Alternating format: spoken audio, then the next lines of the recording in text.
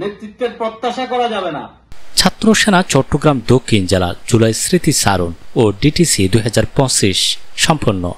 বিশেষ প্রতিনিধি নুরুল আলমের প্রতিবেদনে বিস্তারিত।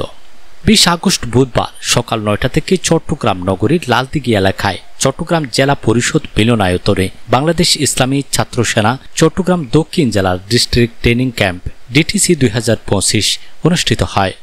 জেলা সভাপতি মোহাম্মদ ওসমানের সভাপতিত্বে ও সাধারণ সম্পাদক আরিফ হোসেন সবুজ এবং আহ্বায়ক মোহাম্মদ রাজীব হোসেন রিফাতের যৌথ সঞ্চালনায় অনুষ্ঠানে প্রধান অতিথি ছিলেন বাংলাদেশ ইসলামী ফ্রন্টের কেন্দ্রীয় তথ্য ও প্রযুক্তি সচিব মোহাম্মদ জসিম উদ্দিন।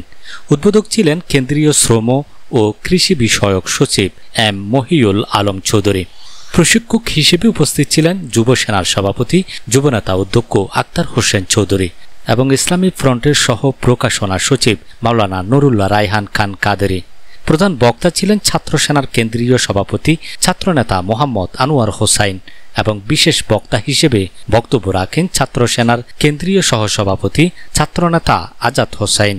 প্রশিক্ষণের শুরুতেই পবিত্র কোরআন তেলাওয়াত, নাসে রাসূল সাল্লাল্লাহু আলাইহি ওয়াসাল্লাম, জাতীয় সঙ্গীত, দলীয় সঙ্গীত ও জুলাই স্মৃতি সারণের ডকুমেন্টারি প্রদর্শনের মাধ্যমে আনুষ্ঠানিকতা শুরু হয়। স্বাগত বক্তব্য রাখেন প্রোগ্রামের আহ্বায়ক ছাত্রনেতা রাজীব হোসেন রিফাত।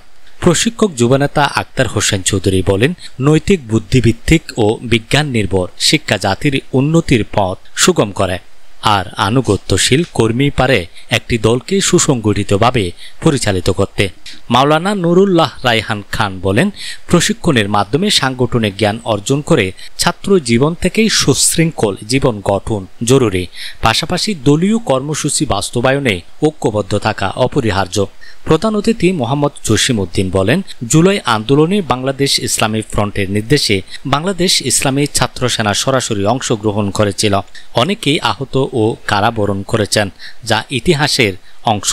অনুষ্ঠানে বিশেষ অতিথি হিসেবে আরও উপস্থিত ছিলেন আলহাজ আলী হোসাইন, মোহাম্মদ আলমগীর ইসলাম বৈদি, মোহাম্মদ ইমরান হোসাইন পেয়ারু, মফিজুল ইসলাম চৌধুরী বাবলু, মোহাম্মদ আরিফুল হক রানা, শাহজাদা নিজামুল করিম সুজন, মোহাম্মদ মিজানুর রহমান, মোহাম্মদ ফরহাদুল হক প্রমুখ।